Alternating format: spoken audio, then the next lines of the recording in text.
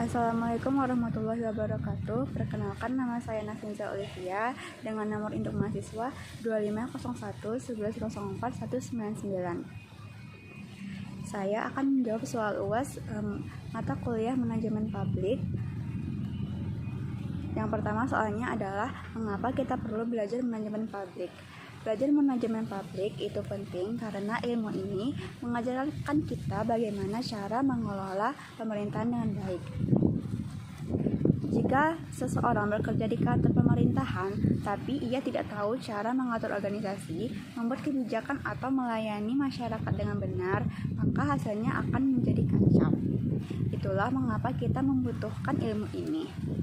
Selain itu, terdapat juga berbagai masalah yang dihadapi pemerintah yang semakin rumit, mulai dari kemiskinan, pendidikan kesehatan, hingga layanan berbasis teknologi. Semua itu perlu penanganan yang cerdas dan terencana. Dalam manajemen publik ini, ia mengajarkan bagaimana cara mengambil keputusan yang tepat berdasarkan data dan fakta, bukan sekedar perkiraan atau kebiasaan lama. Di Indonesia juga sering ada proses memperbaiki birokrasi agar lebih efisien dan tidak terbelit-belit. Dalam manajemen publik, ia memberikan ilmu dan alat untuk melakukan perubahan itu.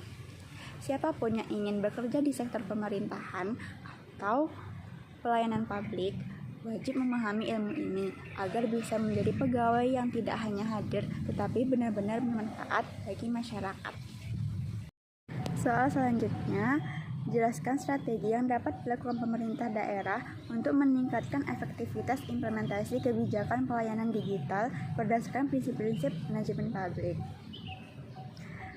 Jawabannya, menurut saya, agar layanan digital seperti pengurusan KTP online, pembayaran pajak digital, atau pengaduan masyarakat berbasis aplikasi bisa berjalan dengan baik, pemerintah perlu melakukan beberapa hal penting. Yang pertama itu, harus ada rencana yang jelas. Pemerintah perlu membuat roadmap atau peta jalan transformasi digital yang terencana, disesuaikan dengan kebutuhan warganya, dan sejalan dengan rencana pembangunan daerah jangka panjang. Yang kedua, pegawai pemerintah harus dilatih dengan melakukan berbagai pelatihan. Pelatihan teknologi untuk ASN harus dilakukan secara rutin dan bersungguh-sungguh, bukan cuma formalitas. Yang ketiga, anggaran harus diprioritaskan. Infrastruktur digital seperti server, jaringan internet, dan perangkat lunak butuh biaya. Pemerintah daerah harus berani mengalokasikan anggaran untuk ini dan bila perlu mengajak pihak swasta untuk menanggung sebagian biayanya. Yang keempat, semua dinas harus bekerja sama dan datanya terhubung satu sama lain, tidak berjalan sendiri-sendiri. Sistem yang terpadu dan saling berkesinambungan dapat membuat pelayanan jauh lebih cepat dan tidak menyulitkan warga. Terakhir, layanan digital harus bisa diakses oleh semua orang, termasuk warga yang tinggal di daerah terpencil atau yang belum terbiasa menggunakan teknologi. Jangan sampai digitalisasi justru meninggalkan sebagian masyarakat. Selanjutnya, analisis faktor-faktor yang menyebabkan resistensi terhadap perubahan dalam organisasi publik. Ketika pemerintah ingin melakukan perubahan, misalnya menerapkan sistem baru, mengubah cara kerja, atau mendigitalisasi layanan, seringkali banyak pegawai yang menolak atau tidak antusias. Hal ini terjadi karena terdapat resistensi terhadap perubahan. Yang pertama, datang dari pegawai itu sendiri. Banyak orang takut dengan hal-hal yang belum mereka ketahui. Mereka khawatir apakah saya masih dibutuhkan setelah ada sistem baru ini, atau apakah saya bisa mengikuti perubahan ini. Rasa takut itu timbul dan merupakan hal yang wajar, karena ini merupakan suatu hal yang baru bagi mereka. Yang kedua, berasal dari budaya organisasi itu sendiri.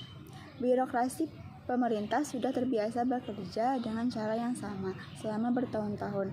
Ada aturan, ada kebiasaan, ada zona nyaman yang sudah terbentuk lama. Ketika ada perubahan, terasa seperti mengusik zona nyaman mereka. Ditambah lagi, seringkali tidak ada penghargaan bagi pegawai yang mau berubah, sehingga mereka tidak punya alasan kuat untuk mendukungnya. Yang ketiga adalah masalah pemimpin. Kalau pemimpin sendiri tidak serius atau konsisten atau tidak bisa menjelaskan dengan baik kemana arah perubahan ini dan apa manfaatnya, maka pegawai di bawahnya pun tidak akan percaya dan ikut mendukung. Yang keempat adalah faktor dari luar. Misalnya di daerah, kalau kepala daerahnya berganti, kebijakan pun sering ikut berganti. Akibatnya, pegawai menjadi malas terlibat karena berpikir. Solusinya adalah dengan mengajak pegawai ikut terlibat sejak awal dalam proses perubahan, bukan hanya diberitahu hasilnya di akhir. Ketika pegawai merasa didengar dan dilibatkan, mereka akan lebih mudah menerima dan mendukung perubahan tersebut. Sekian jawaban yang dapat saya berikan. Terima kasih. Assalamualaikum warahmatullahi wabarakatuh.